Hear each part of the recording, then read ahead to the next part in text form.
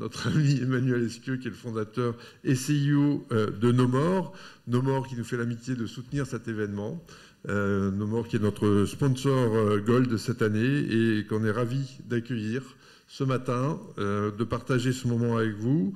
Et Emmanuel, je te passe la parole pour nous présenter ce cas nouveau de recommandation de formation intelligente développée ou en co-innovation avec Airbus. Tout à fait. Merci Philippe. Bien, bonjour à tous. Donc, je suis Emmanuel Esquieu, cofondateur et dirigeant de la société Nomore. Nomore qui est un éditeur de logiciels français spécialisé sur les problématiques depuis 20 ans de formation, soutien, accompagnement au sens conduite du changement des utilisateurs de systèmes informatiques, de systèmes d'information.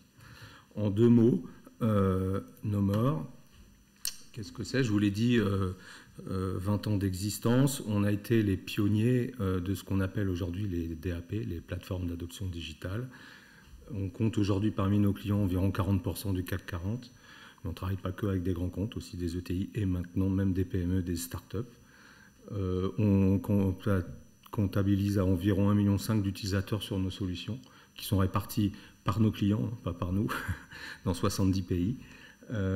Et on peut, à ce nombre d'utilisateurs, on peut rajouter environ 3 millions d'utilisateurs sur des sites externes, type par exemple Pôle emploi va mettre nos solutions sur son site pôle emploi.fr pour les chômeurs, les employeurs, etc.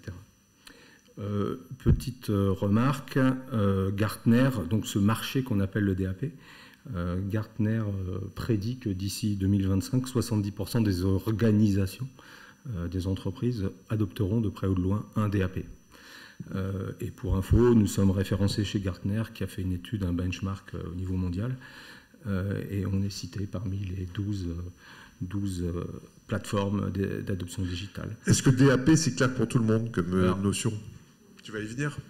Ce qui m'intéresse justement, merci Philippe, tu as anticipé ma question. On parle de DAP, mais ça m'intéresse, je voudrais demander à l'Assemblée, qui connaît le DAP, qui a entendu parler des plateformes d'adoption digitale? DAP, c'est Digital Adoption Platform. Est-ce que dans la salle, si vous pouviez lever la main? D'accord. OK. Donc c'est relativement nouveau encore. Donc c'est ce que je vois. Alors ce que je vous propose rapidement, parce que ce n'était pas le sujet, mais j'avais quand même prévu ça, de vous donner un petit exemple de ce qu'est un DAP sur une application réelle. Et après, je vous montrerai le projet qu'on appelle aujourd'hui le projet Marguerite, qui est une co-innovation qu'on a fait avec Airbus, effectivement, où on a matché les équipes d'Airbus et celles de Nomore pour faire quelque chose d'assez innovant. Voilà, donc le temps m'est compté. Je passe donc rapidement à une démo. Là, je suis sur une application. Alors, cette application, c'est Salesforce. Pour ceux qui la connaissent, c'est plutôt pour des commerciaux, mais ça peut être une application de RH. Vous verrez tout à l'heure qu'on sera sur Workday.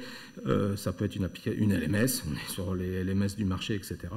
Et qu'est-ce que c'est qu'un DAP? Un DAP, c'est la même chose. Je vais simplifier. Hein. C'est la même chose qu'un GPS dans une voiture. Quand vous ne savez pas aller quelque part, vous demandez à votre GPS et le GPS il vous dit tourne à droite, tourne à gauche, etc. Nomore, ce qu'on a mis au point, je vous ai dit qu'on était les pionniers, hein, il y a un peu plus de 20 ans maintenant, on a mis au point ce qu'on appelle un GPS logiciel. Donc quand un utilisateur ne sait pas quoi faire, il demande au GPS, aide-moi à faire cette tâche, et comme un collègue qui sera à côté de lui, le système va lui montrer, clique ici, clique là. Et alors ça se manifeste comment? Ça se manifeste comme ça. Par exemple, sur cette appli, là, je suis sur une application réelle de Salesforce. En bas à droite, ou un peu n'importe où ailleurs avec le graphisme que vous voulez, vous avez un petit bouton, une petite boussole. Quand l'utilisateur clique dessus, il y a un panneau d'aide qui s'ouvre. Je n'ai pas le temps de vous montrer toutes les fonctionnalités. Ce panneau d'aide, il est comme c'est un GPS. On sait où est l'utilisateur, dans quel écran, de quelle appli, de quel process métier. Et donc, il lui propose des contenus. Pourquoi pas des contenus de formation qui peuvent venir d'une LMS, mais qui vont être en juste à temps, le bon contenu à la bonne personne, etc. De la documentation, des liens vers des tutos, et une des fonctions essentielles qu'on appelle les guidages, qui par exemple là, si je suis utilisateur, je ne me rappelle plus, j'ai eu une formation il y a un bout de temps, au lieu de lancer un tuto, je cherche par exemple comment créer une opportunité commerciale, je clique dessus, et comme un collègue qui sera à côté de moi, il y a une petite étape. Cette étape, c'est du DAP, c'est du no more. Nous, on appelle ça un GPS applicatif. C'est nous qui avons inventé le terme. Et donc, je vais être guidé pas à pas, comme un collègue qui me dit, pour faire ça, commence par cliquer sur opportunité. Je clique sur opportunité. Ensuite, le GPS me dit, clique sur le bouton nouveau. Je clique sur le bouton nouveau, etc., etc. J'avance. À tout moment, évidemment, on peut enrichir les contenus. Là, je suis sur un contenu assez basique, un guidage assez basique. À chaque moment, on peut insérer dans les étapes des liens vers des tutos, des PowerPoint, des vidéos, tout ce que vous voulez. Donc là, je ne vais pas vous faire une vidéo sur Salesforce, mais vous voyez, soit directement dans l'étape, soit par des liens. Ensuite, l'utilisateur continue, je vous passe le détail, je vais aller vite jusqu'à la fin. Il remplit son formulaire, en même temps on lui explique des choses, et à la fin de son process, donc je l'ai formé, il a appris en faisant. C'est-à-dire qu'à la fin, quand je vais faire enregistrer, j'ai fait mon process, je suis sur l'appli réelle. Donc on est quand même plus en soutien accompagnement post-formation, mais de plus en plus, on a des systèmes de onboarding avec des guidages, des visites guidées qui présentent dans l'application et qui aident les utilisateurs. Voilà, un GPS c'est ça, il y a plein d'autres options. À la fin, on peut demander ou pas à l'utilisateur si on l'a bien aidé, s'il a compris, ça peut remonter des choses vers les LMS, etc. Et il y a tout un tas d'autres fonctionnalités. Qui sont soit des petits stickers, des feedbacks, des annonces, des flash infos, tout ça, on peut le faire dans une application. Voilà, ça c'est en très peu de temps, une vraie démo ça dure au moins une demi-heure sur un DAP, mais ça c'est une plateforme d'adoption digitale. Et ça c'est complètement à la main, c'est low code, no code, donc un concepteur pédagogique peut fabriquer les petits guidages en y mettant toute la pédagogie qui va bien, les images, les vidéos, etc., qu'il peut faire, qui veut pousser à l'utilisateur au bon endroit. Voilà. Donc, alors, je vous ai dit, le but de cette matinée pour moi, c'était de vous présenter, parce qu'on a été plus loin, un projet qu'on appelle le projet Marguerite, qui est plus qu'un projet d'ailleurs. C'est pour ça que je vous le présente aujourd'hui. Airbus, je vous l'ai dit, qui est un de nos clients depuis 4-5 ans maintenant, un de nos plus gros clients.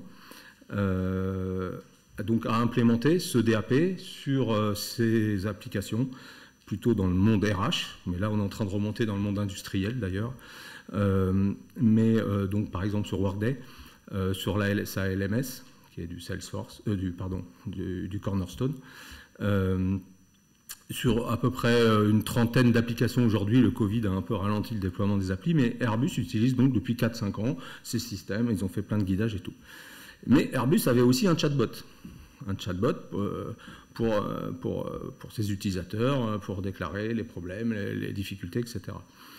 Et le problème d'un chatbot, c'est qu'on discute avec lui, il nous trouve une réponse, et au mieux, il vous fait un lien vers une doc, un tuto, une explication. Et là, il est venu de se dire, et donc on a couplé le chatbot d'Airbus avec notre DAP, l'utilisateur dialogue avec le chatbot, et le chatbot lui dit, donc, je vais prendre un exemple, par exemple, un collaborateur change de banque. Donc il lui dialogue avec le chatbot, j'ai changé de banque, il faut que je vous donne mon RIB, quoi, en gros. Comment je fais? Le chatbot lui dit, discussion avec le chatbot, tu veux le faire? Il clique sur quoi? Il clique sur un lien no more.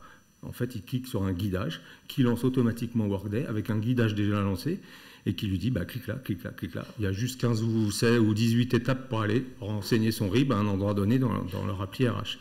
Et ça, c'est un gain extraordinaire. Donc, c'est comme ça qu'est venue l'idée, sauf que il y avait, selon les applis, les endroits, etc., il y avait ce fameux bouton, cette boussole, no more, on va dire, mais les applis ou les sites internes où il y avait le chatbot, il y avait aussi un bouton de chatbot, un bouton no more, ils s'appellent ça Guide Me chez eux. Donc l'idée très vite est venue de se dire il faut faire un bouton unique dans lequel on va coupler le chatbot, etc. Mais il y a d'autres boutons avec d'autres choses. Et très vite, on s'est dit, mais il y a une super idée là-dessus.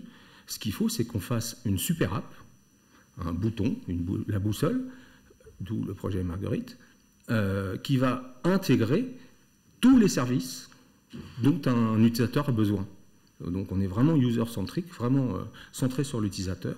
Et l'idée, c'est d'apporter les différents services. Donc par exemple, le Guide Me, donc le GPS, le chatbot, un système de recommandation de contenu que je vais vous donner, parce qu'ils ont un patrimoine de contenu, comme beaucoup d'entreprises, énorme. Mais une fois que la formation est passée, etc., ces contenus, c'est pas souvent qu'ils sont proposés. Donc l'idée était d'aller pusher, d'aller proposer les contenus aux bonnes personnes, au bon moment, au bon endroit, etc., etc. Ce que je vais vous montrer. Aussi un système de feedback où on demande l'avis de l'utilisateur. Et ça, c'est ce qu'on a appelé le projet Marguerite. Pour info, donc le projet Marguerite, c'est encore quelque chose qu'on est en train de faire évoluer, mais il est quand même déployé sur 55 000 utilisateurs chez Airbus. Donc là, on commence à avoir des retours super intéressants.